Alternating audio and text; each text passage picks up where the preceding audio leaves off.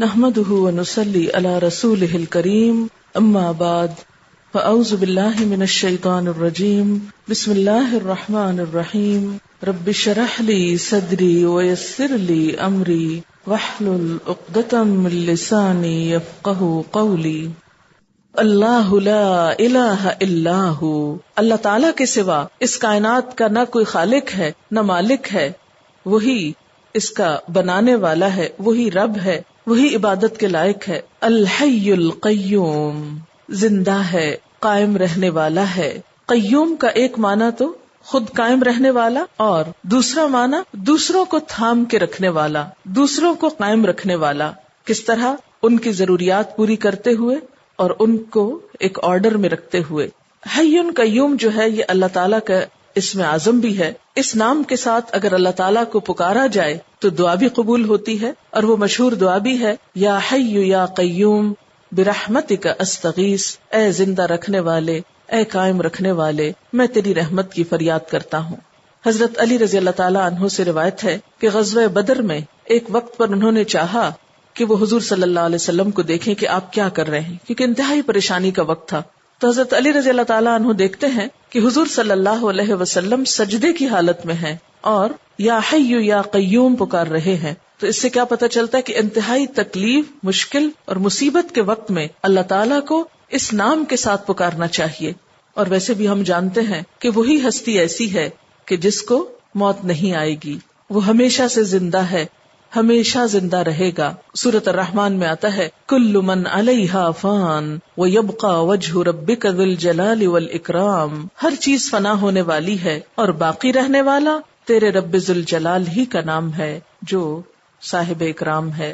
اب آپ دیکھیے کہ دنیا میں کوئی اور ہستی ایسی نہیں کہ جس پر موت نہ آئے، تو اللہ تعالیٰ کی اس صفت میں کوئی دوسرا شریک نہیں، کوئی اور اس جیسا نہیں، کیونکہ کلو من علیہا فان، جو بھی اس زمین پر ہے سب فنا ہونے والا ہے، صرف اللہ کی ذات ایسی ہے کہ جو ہمیشہ زندہ رہنے والی ہے۔ پھر یہ ہے کہ جو خود زندہ نہ رہ سکتا ہو، جو خود کو تھام نہ سکتا ہو، وہ دوسروں کے لیے سہارا کیسے بن سکتا ہے؟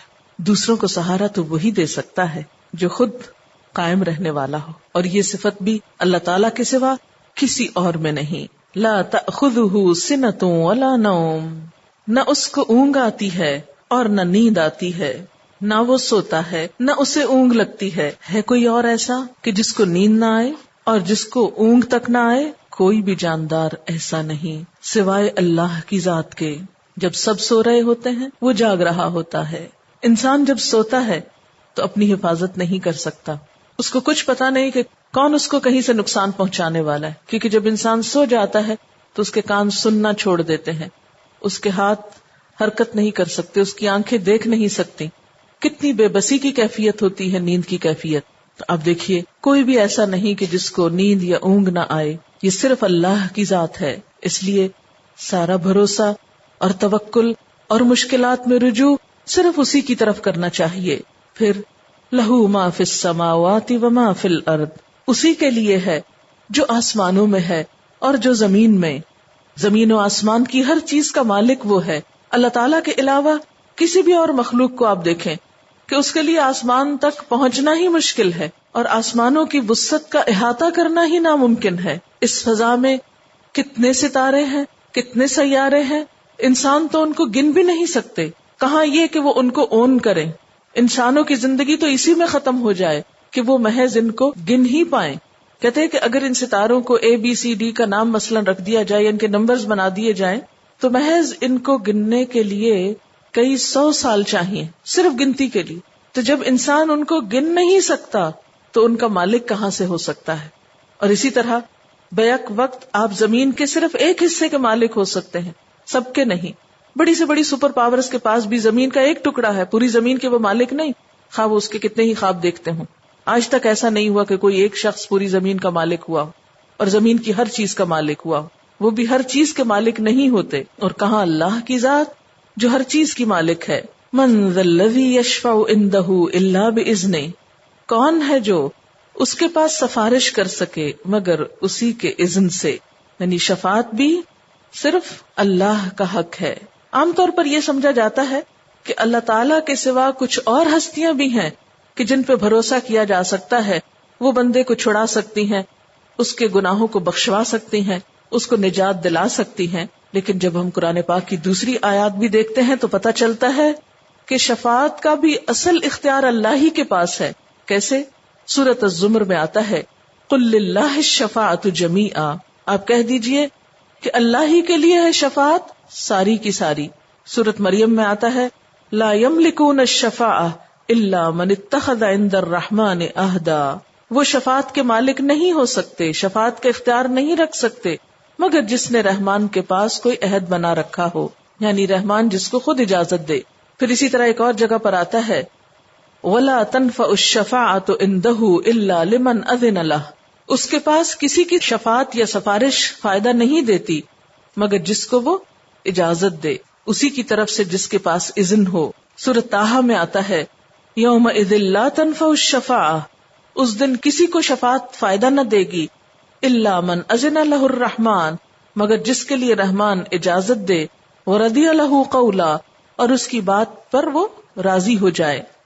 تو شفاعت کا یہ تصور کہ کوئی کسی کو چھڑا لے، اس میں بھی اصل اختیار اللہ کے پاس ہے. اگر وہ اجازت دے تو شفاعت کام آتی ہے.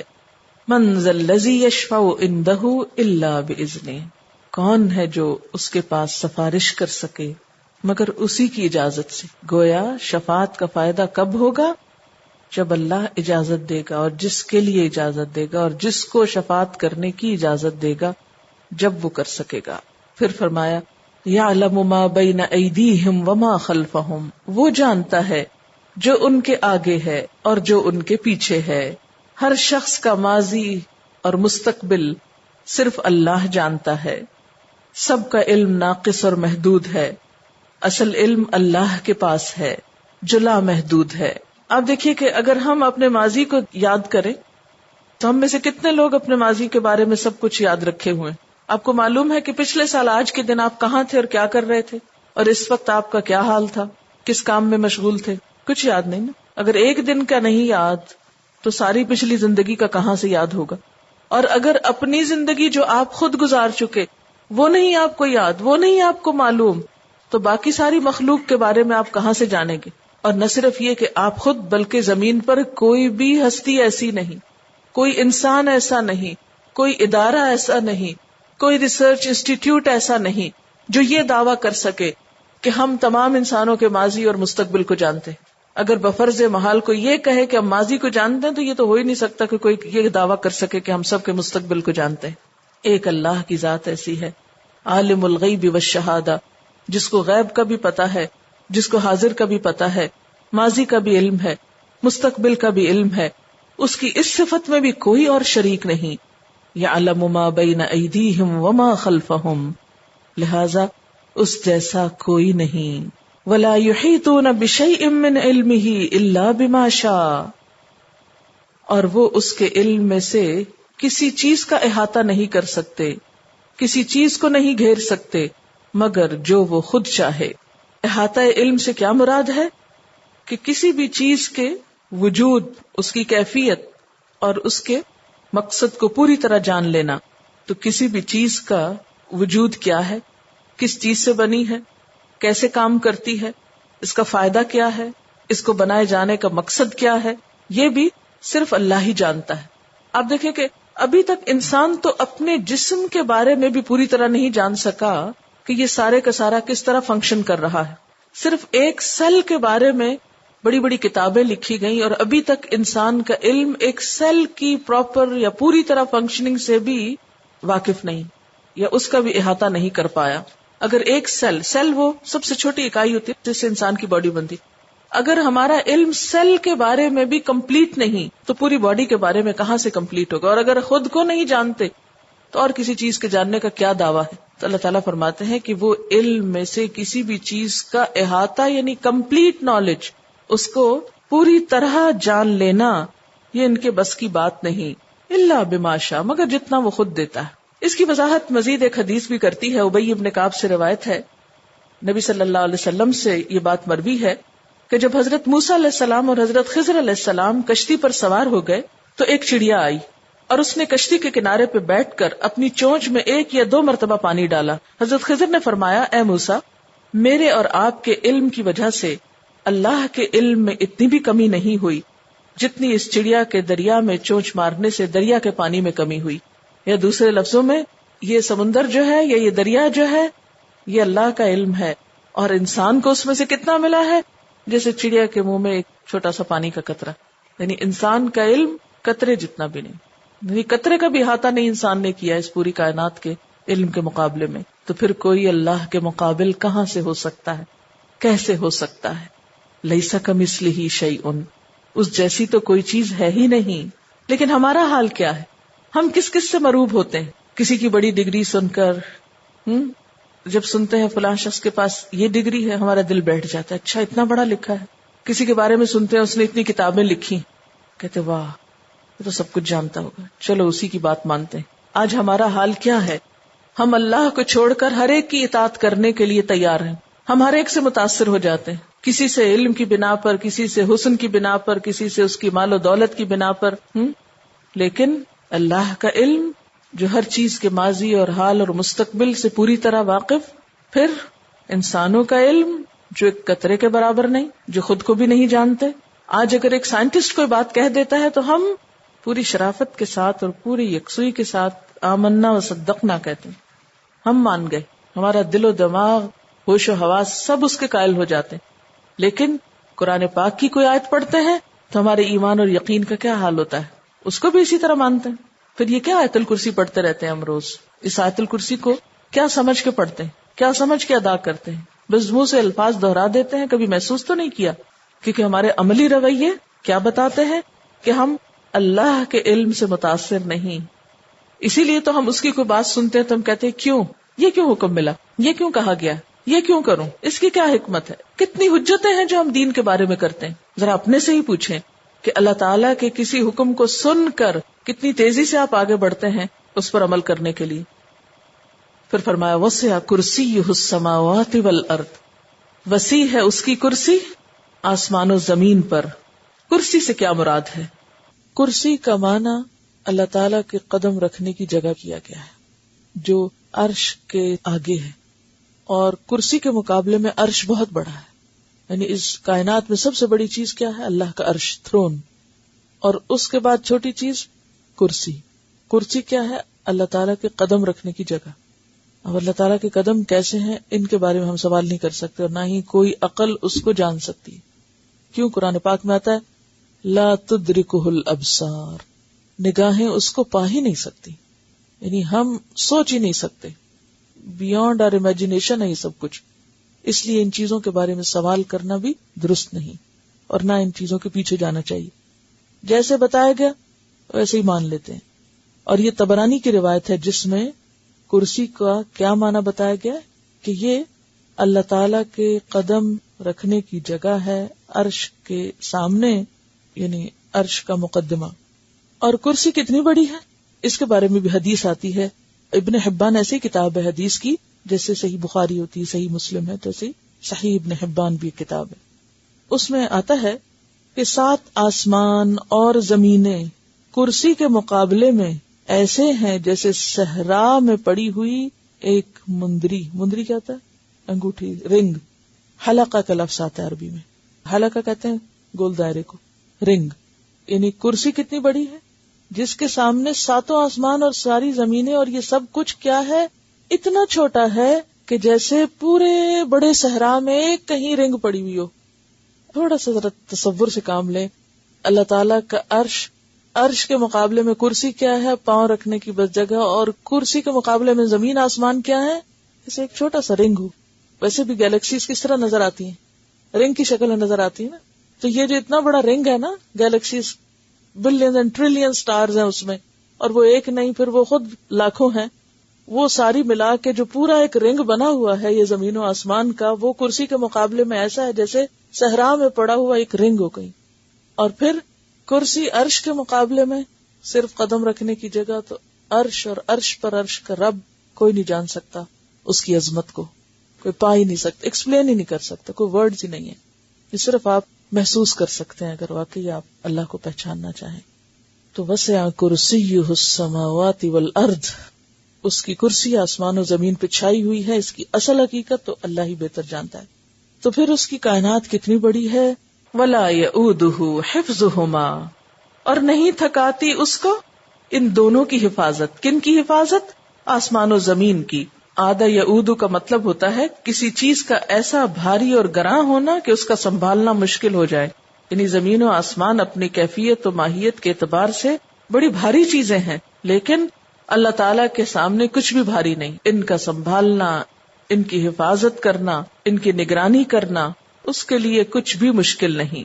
ولا یؤودہ حفظہما وہو العلی العظیم، اور وہ بلند ہے، بہت بڑا، بہت عظیم.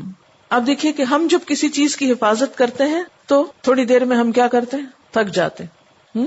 مثلا اگر آپ کو اپنے بیگ کی ہی حفاظت کرنی پڑے اور ہر وقت اٹھائے اٹھائے رکھنا پڑے تو کیا حال ہوتا ہے آپ کا؟ کہ کس وقت یہ گلے سے اترے گا، کب میں اس کو چھوڑ کے ریلیکس ہوں. لیکن اللہ تعالیٰ کے لیے پورے زمین و آسمان کو بیک وقت دیکھنا، اس کی حفاظت کرنا، نگرانی کرنا، اس کے لیے کچھ بھی مشکل نہیں. اس لیے کہ نہ تو اس کو نیند آتی ہے نہ اونگ آتی، اس لیے اس کے لیے کچھ مشکل نہیں.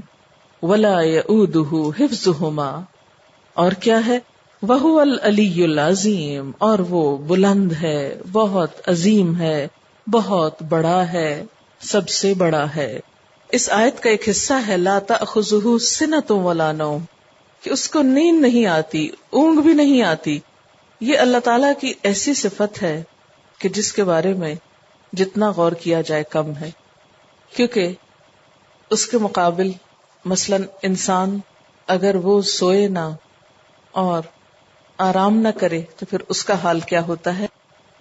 لا تأخذہ سنۃ ولا نوم، اس کو نہ نیند آتی ہے نہ اونگ آتی ہے. پھر وہ کیا چیز ہوں گے. اور پھر نہ سو کے نہ اونگ لے کے وہ سب کو واچ کرتے رہتے ہیں، دیکھتے ہیں، ان کی حفاظت کرتے ہیں، ان کو رزق دیتے ہیں. اس جیسی تو کوئی چیز ہی نہیں.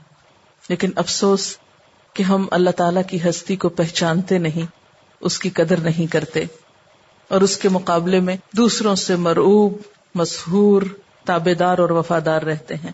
تو ہمیں اپنی وفاداریوں، محبتوں کے قبلے تبدیل کرنے ہیں. جو اصل محبت کے لائق ہے اسی سے سب سے بڑھ کے محبت کرنی ہے، اسی کے آگے سر جھکا دینا ہے، اسی کی اطاعت کرنا ہے. لا اکراہ فی الدین، دین میں کوئی جبر نہیں. ایسے رب کی طرف تو خود آ جانا چاہیے، اس کے سامنے تو عقل، دل، دماغ، جذبات، سر، ماتھے کو خود جھک جانا چاہیے. کہاں یہ کہ ایسے رب کی طرف پکڑ پکڑ کے لایا جائے. اسی لیے دین کی طرف آنے میں کسی پہ زبردستی نہیں کی جائے گی. اس کو اللہ تعالیٰ کی ذات کا تعارف تو کرایا جائے گا، اس کو اللہ تعالیٰ کی قدرت کے بارے میں تو بتایا جائے گا، لیکن جبرن پکڑ کے نہیں لایا جائے گا. لا اکراہ فی الدین.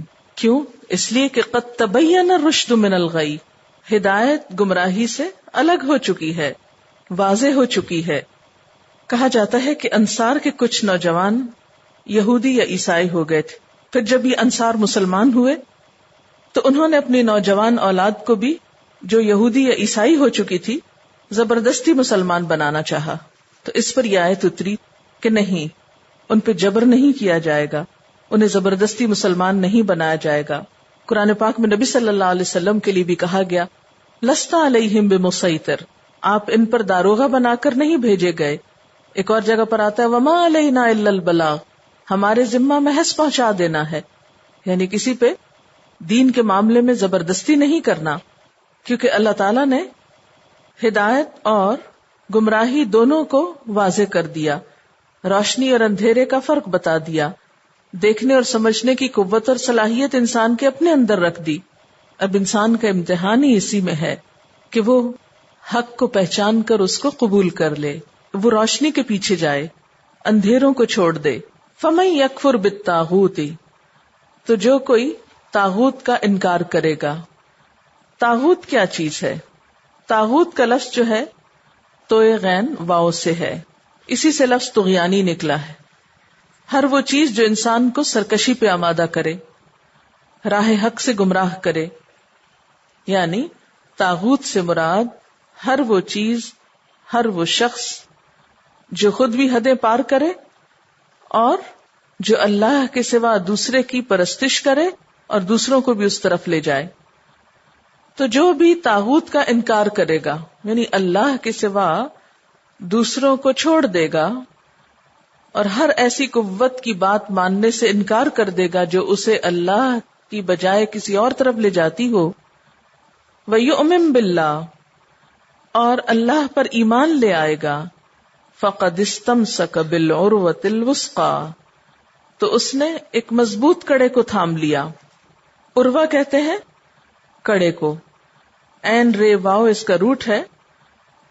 کسی بھی چیز کا قبضہ یا کنڈا یا دستہ.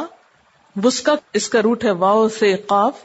وثوق، واثق، میثاق اسی سے ہے. بہت مضبوط، محکم، یعنی ایسی چیز جو ناقابل شکست ہو. امام فخر الدین رازی کہتے ہیں کہ جو شخص کسی چیز کو تھامنا چاہتا ہے وہ اس کے دستے اور حلقے کو پکڑ لیتا ہے. اس طرح جو شخص اس دین کو تھامنا چاہتا ہے وہ ان دلائل کو پکڑ لیتا ہے جو اس دین کی طرف رہنمائی کرتے ہیں، جو بہت واضح ہیں. تو یہ عروۃ الوثقیٰ کیا ہے دراصل؟ پھر یہ جو پیچھے آیت الکرسی گزری ہے نا، اللہ تعالیٰ کا تعارف، اللہ تعالیٰ کی پہچان، اللہ تعالیٰ کی صفات، وہ دلائل کہ جن کو انسان تھام لے، جن کو پکڑ لے تو پھر انسان کو سیدھا رستہ مل جاتا ہے. جو اپنے رب کو پہچان لے اس کو ایک مضبوط سہارا مل جاتا ہے. فَمَن يَكْفُرْ بِالطَّاغُوتِ، تو طاغوت کیا چیز ہے؟ وہ قوت جو انسان کو اللہ کے رستے سے ہٹائے. اس میں انسان کا اپنا نفس بھی ہو سکتا ہے، دوسرے لوگ بھی ہو سکتے ہیں، معاشرے کے رسم و رواج بھی ہو سکتے ہیں. تو جو شخص سب چیزوں کو چھوڑ کر اللہ کا سہارا تھام لیتا ہے، اللہ پر ایمان لے آتا ہے، اللہ کو پہچان لیتا ہے، گویا اس نے ایک ایسی مضبوط چیز کو تھام لیا کہ لن انفصام لہا، جس کو اب نہیں ٹوٹنا. یعنی جس کے ایمان کی بنیاد معرفت ہوتی، پھر وہ شخص پورے اطمینان اور شرح صدر کے ساتھ دین پہ جم جاتا ہے. وہ ایک ایسے حصار میں آ جاتا ہے، ایک ایسی حفاظت میں آ جاتا ہے کہ جس کے بعد اسے کوئی خوف اور غم نہیں رہتا. واللہ سمیع علیم، اور اللہ سننے والا ہے، جاننے والا ہے. یہ فسام کا لفظ بھی فے صاد میم سے ہے. فسما کا کیا مطلب ہوتا ہے؟ کسی چیز کا ٹوٹ جانا، مگر اس طرح ٹوٹنا کہ اس کے حصے الگ نہ ہوں بلکہ جڑے رہیں.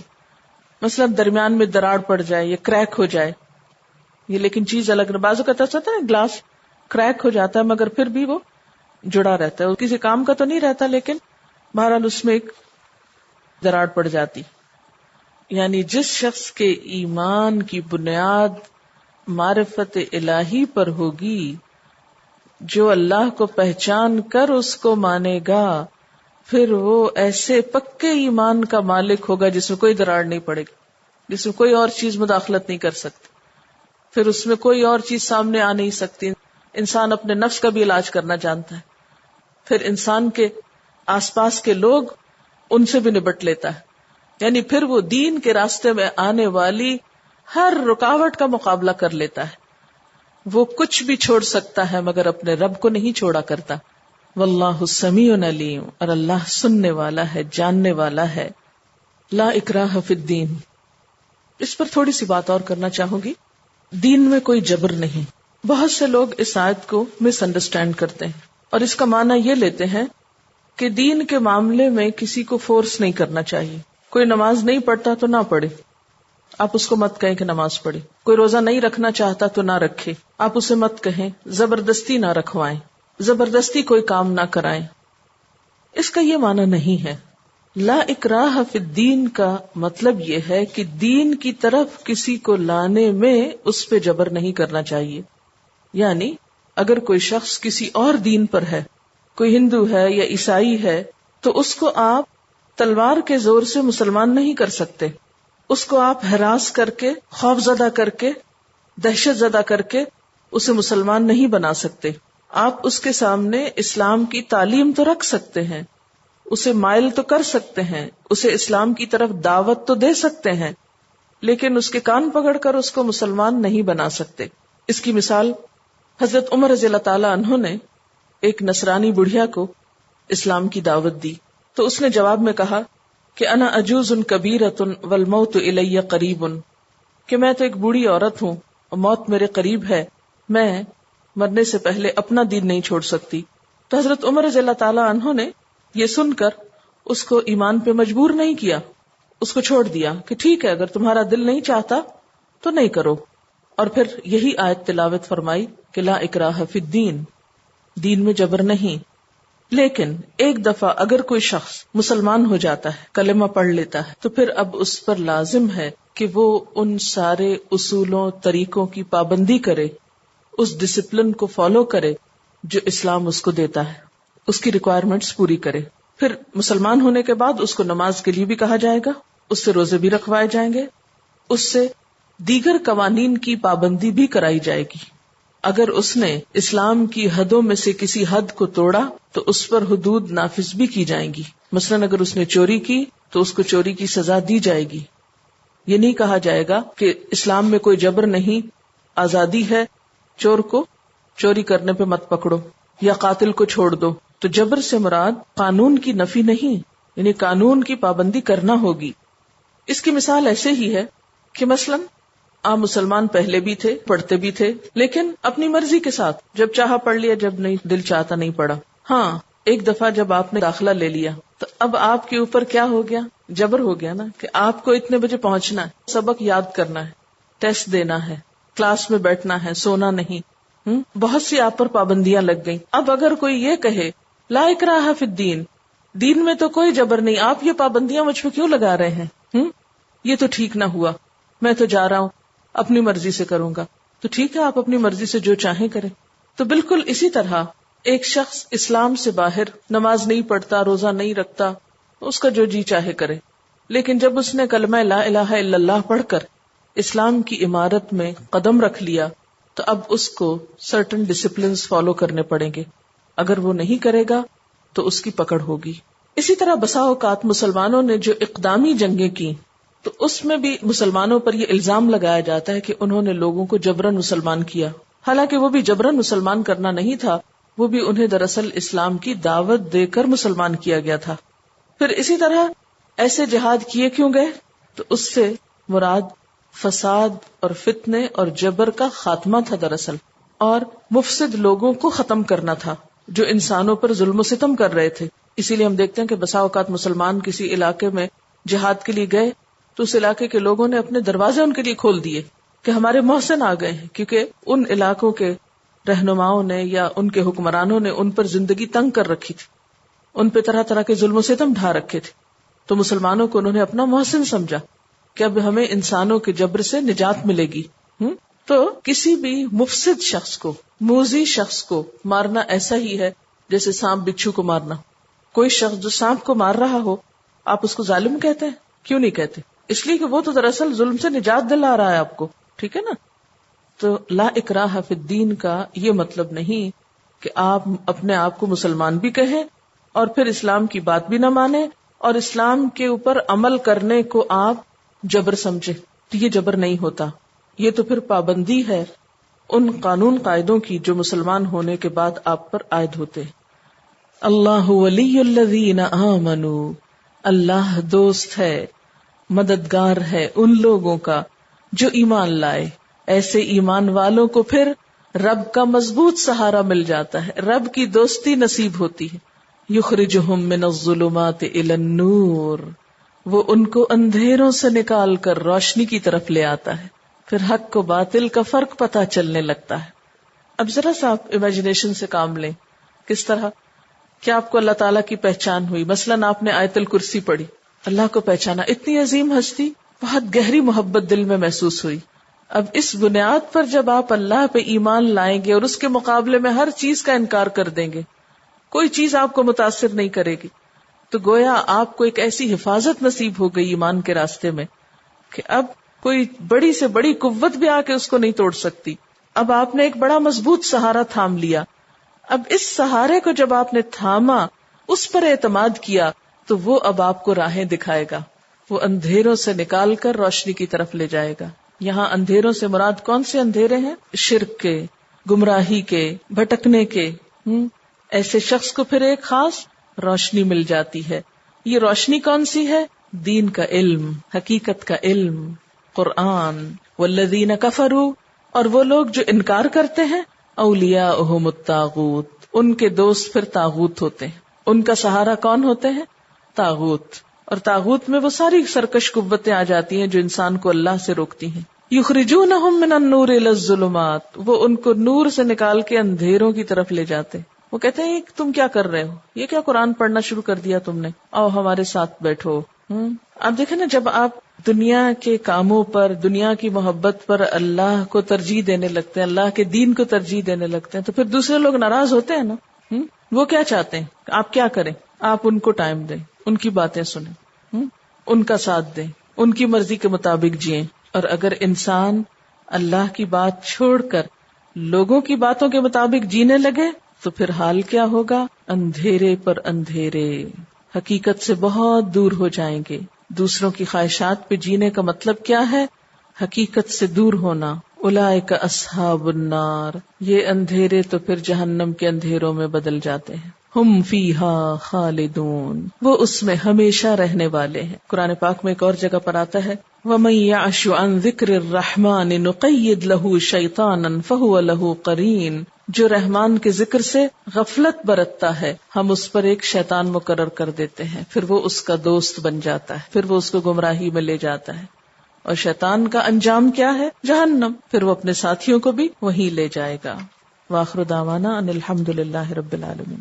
سبحانک اللہم وبحمدک نشہد ان لا الہ الا انت نستغفرک ونتوب الیک.